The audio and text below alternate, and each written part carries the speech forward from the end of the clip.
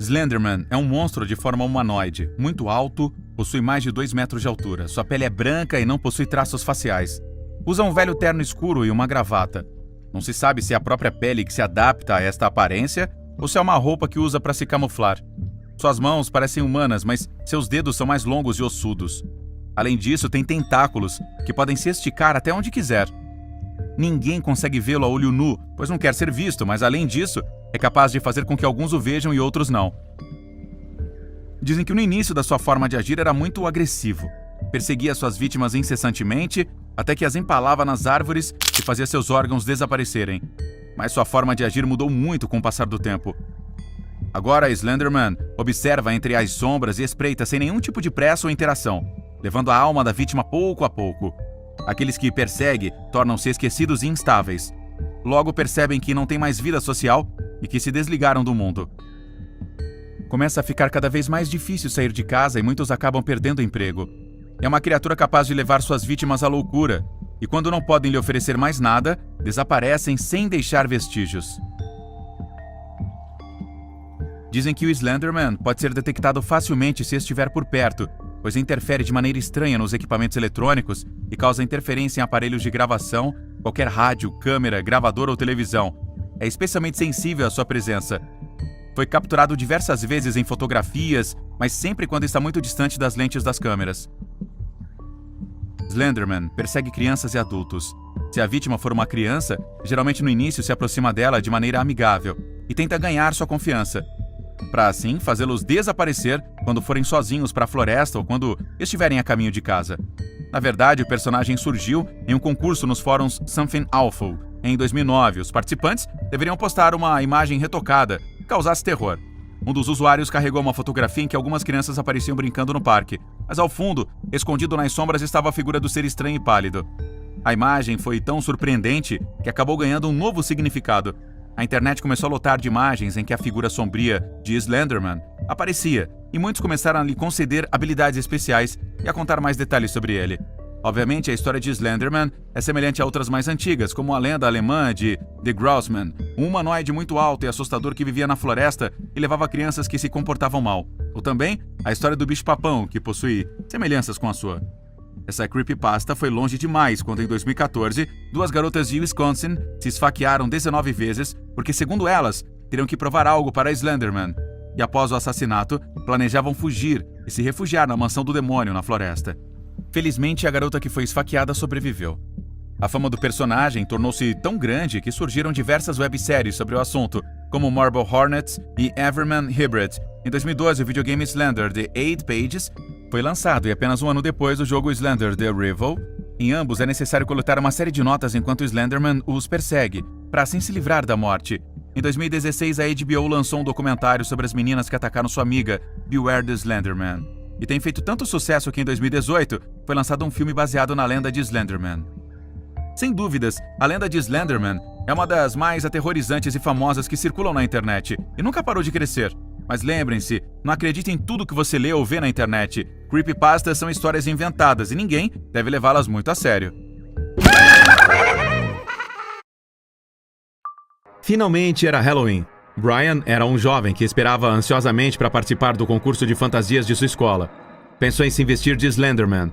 Ninguém o conhecia na escola, sabia que era uma ideia original e poderia ganhar o primeiro lugar. Brian era um pouco tímido, sempre usava calça jeans e um moletom amarelo com capuz. Mas, para o traje, pediu à sua mãe que comprasse um terno escuro, uma gravata preta e uma máscara branca. Quando a mãe chegou em casa depois das compras, Brian foi recebê-la entusiasmado. Olhou as sacolas e ficou desapontado porque o terno não era como ele esperava. Mãe, eu disse que tinha que ser com botões pretos, não dourados. Desculpe, querido, mas para mim foi impossível encontrar. E a máscara tinha que ser lisa, sem olhos e boca. Não havia nenhuma máscara assim. Você pode sempre se fantasiar de outra coisa. Brian foi direto para o seu quarto, estava furioso. Queria se fantasiar como o Slenderman, não como um homem de terno com uma máscara sorridente. Pensou em procurar no YouTube um tutorial sobre como fazer uma boa máscara e encontrou para fazer uma com lycra. Então foi até o armarinho perto de sua casa e deixou o pedido. Mas demoraria 3 horas para terminar, então sua mãe teria que levá-lo direto para a escola para chegar a tempo ao desfile. Brian apareceu de terno na escola. Seus colegas o olhavam sem entender muito bem a fantasia, mas ele só estava preocupado se sua mãe chegaria a tempo. Quando o diretor estava prestes a anunciar o vencedor, Brian, quase chorando, implorou que ele esperasse mais de 10 minutos. Depois de um tempo, sua mãe chegou com a máscara e, aliviado, a colocou. Não ficou como esperava e começaram a rir de sua fantasia. Em seguida, anunciaram o vencedor, Peter Robinson, que estava de lobisomem. Brian voltou chateado para casa. Ele queria ir de Slenderman e havia feito de tudo para preparar a sua ideia. Todas as noites antes de dormir, lia sua creepypasta, sabia tudo sobre ele. Às vezes até sonhava em conhecê-lo pessoalmente. Então pensou em ir para a floresta e se apresentar com sua fantasia. Depois de dar algumas voltas, se sentou em um tronco desesperado. Cortou o dedo com uma farpa e desenhou com sangue fresco um símbolo com o qual Slenderman era supostamente invocado. Passou pelo círculo várias vezes até que algo chamou sua atenção. Era uma sensação sombria e sinistra, como se alguém estivesse observando ele no mato. Era Slenderman. Estava parado ali sem se intimidar. "Vamos, Slenderman! Chegue mais perto de mim!" gritou Brian.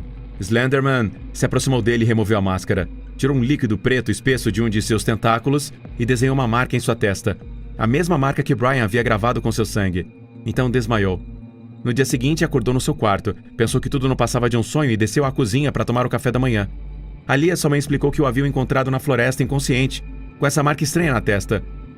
Brian correu para o banheiro para se olhar no espelho e o símbolo ainda estava ali intacto. "Quero que você apague isso do seu rosto!" "Mas mãe, eu não posso. Slenderman fez isso em mim." "Slenderman é real e ontem estive com ele." Sua mãe achou que ele estava tendo alucinações e, com relutância, o levou ao banheiro para lavar o rosto com sabonete e esponja. Mas a marca não saía. Parecia uma tatuagem. Da janela do banheiro, ficou surpreso ao ver no jardim uma enorme árvore com um tronco preto. Nunca havia estado ali, então foram para fora. A mãe se aproximou da árvore e, de repente, 2 tentáculos negros saíram disparados. Era Slenderman. Um deles foi parar no corpo de Brian, o envolveu e o transformou em uma espécie de balaclava preta que cobria completamente seu rosto. O outro tentáculo agarrou sua mãe e deixou ela sem vida no chão. Brian já não era mais o mesmo. Havia se tornado Rudy. Se dirigiu com Slenderman até a casa de Peter Robinson com uma barra de metal e se vingou por ter ficado com a vitória no concurso de fantasia. Tudo passou a ser uma memória borrada para Brian. Até o dia de hoje, ele não entende bem o que aconteceu.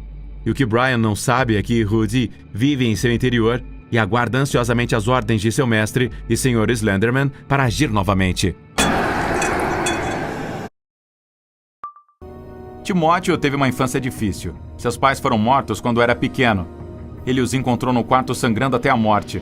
Foi um daqueles dias em que havia perdido a consciência e não se lembrava do que havia acontecido nas últimas horas. Acontecia muitas vezes. O psiquiatra havia o diagnosticado com esquizofrenia e prescreveu algumas pílulas para ajudá-lo a lidar. Além dos apagões, também sofria de dores de cabeça, via coisas estranhas e ficou obcecado por um ser que o perseguia por todas as partes. Uma entidade esbelta, sem rosto, que estava sempre de terno. O médico dizia que eram alucinações devido à sua doença, mas ele sentia que era muito real. Tudo isso definiu seu caráter. Tim era um menino tímido e solitário. À medida que foi crescendo, as alucinações desapareceram e só sofria das perdas de memória quando se esquecia de tomar a medicação. Quando foi para a faculdade, conheceu Brian, que se tornaria aí o seu melhor amigo. Tinham em comum um triste passado cheio de memórias borradas. Brian sempre cuidava de Tim. Eram como irmãos e se apoiavam mutuamente. Um amigo de Brian, chamado Alex, pediu que eles participassem de um filme que ele estava criando para um projeto da faculdade chamado Marble Hornets. Eles aceitaram com entusiasmo. Alex era um diretor muito profissional e se divertiam durante as filmagens. Tudo estava indo perfeitamente até que Alex ficou um pouco paranoico. Estava obcecado com o fato de que alguém ou alguma coisa o observava constantemente. Seu comportamento mudou e estava cada vez mais estressado e irritado. Levava a câmera com ele para todos os lugares e usava as fitas que tinha para gravar a si mesmo. Quando Tim revisou as fitas com Alex, descobriram algo estranho nelas. Havia muitas partes distorcidas onde o áudio ou a imagem foram cortados. Em algumas, se distinguia a silhueta de um homem alongado que usava um terno. Ao vê-lo, Tim ficou nervoso. O homem de terno era muito familiar para ele. Muito parecido com aquele que aparecia em suas alucinações quando era pequeno. Precisava saber a verdade sobre o que estava acontecendo. Então decidiu parar de tomar as pílulas. Pegou a sua velha filmadora e inseriu uma fita para gravar a si mesmo como Alex fazia. Apertou o botão vermelho e deixou a câmera focar em todo o quarto. A imagem enquadrava a cama desde a mesa e dava para ver o guarda-roupa e também a mesinha de cabeceira com o frasco de comprimidos e o abajur. Na manhã seguinte, acordou confuso na cama. Seu frasco de comprimidos havia sumido e havia uma estranha máscara branca com marcas pretas nos olhos e nos lábios no lugar. No chão estava a câmera de vídeo jogada. Se levantou e a pegou. Havia parado de gravar, mas ainda tinha a fita dentro. Intrigado, rebobinou e apertou o play. Ali estava a imagem do seu quarto. O frasco de comprimidos estava no criado mudo e tudo parecia normal. De repente, no vídeo, Tim começou a fazer gestos estranhos. Sentou-se no chão e com a mão simulava que traçava um símbolo repetidamente. Depois se levantava e saía do quarto. Ele não se lembrava de nada disso. Cada vez olhava para a tela com mais espanto. Durante 10 minutos nada aconteceu. Apenas ruídos estranhos foram ouvidos e em algumas partes a imagem ficou distorcida. No vídeo, a câmera ainda estava colocada sobre a mesa, focando em toda a sala. Então uma sombra alongada apareceu na imagem, que se distinguia melhor à medida que se aproximava. Era um homem. Estava vestindo as mesmas roupas de Tim, uma jaqueta ocre e uma calça escura, mas seu rosto estava coberto pela máscara branca com os olhos e lábios pretos. O homem mascarado pegou o frasco de comprimidos de Tim e o guardou no bolso. Se aproximou da câmera sigilosamente, até dar um close no rosto arrepiante. Ele soprou na lente e escreveu M-A-S-K-Y. Masky. A câmera então caiu no chão e permaneceu focada no corredor antes que a gravação fosse cortada. No fundo, esperando, estava um homem de terno que não tinha rosto. Não estava se sentindo bem e toda vez que saía de seu quarto, não suportava que o seu pai ainda estivesse em casa e que sua mãe não o tivesse expulsado. Ele passou noites olhando pela janela tentando repetir aquele momento com a estranha criatura. Ele estava mais nervoso do que o normal, seus tiques estavam piorando e ele não parava de roer as unhas. Um dia se passou e ele quase ficou sem os dedos. Não teria percebido se não tivesse notado o sangue manchando suas calças. Naquele momento, a sua mãe entrou pela porta. Assustada, ela correu para pegar um curativo e jurou nunca mais deixá-lo sozinho. Mas Toby estava cada vez mais relutante ao contato humano. Ele começou a perder as suas memórias e também a ter alucinações. A mãe, cada vez mais preocupada, decidiu levá-lo a um especialista. A doutora Oliver os recebeu. Ela era jovem, tinha cabelos loiros e usava um vestido de bolinhas. Ele estava segurando um caderno e uma caneta. "Toby?" Ela perguntou com um sorriso. Toby olhou para ela e acenou com a cabeça. "Prazer em conhecê-lo, Toby."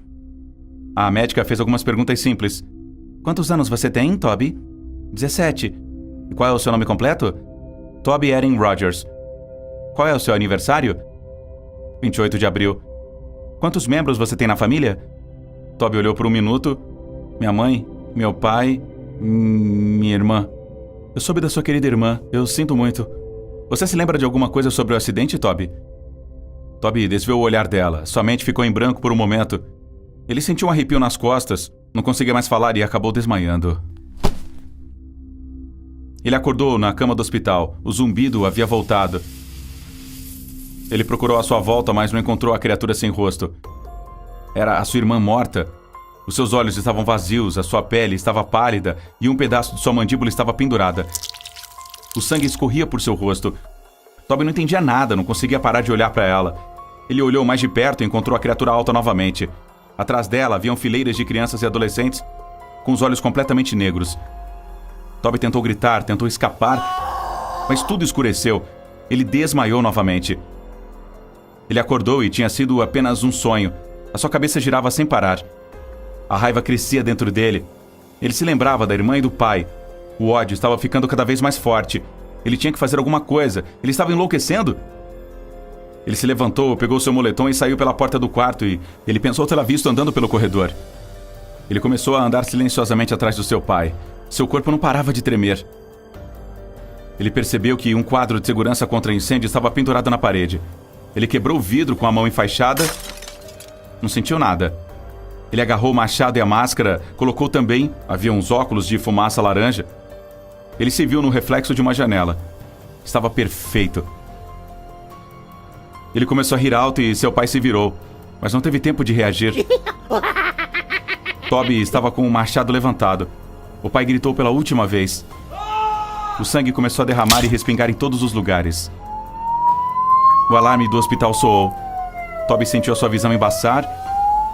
O zumbido em seus ouvidos não parava. À distância, ele viu na escuridão aquela criatura imponente. Ele parecia estar vestido com um terno preto escuro e o seu rosto estava completamente branco. Eu tive que segui-lo. E foi assim que Toby Rogers morreu e Tissy Toby nasceu.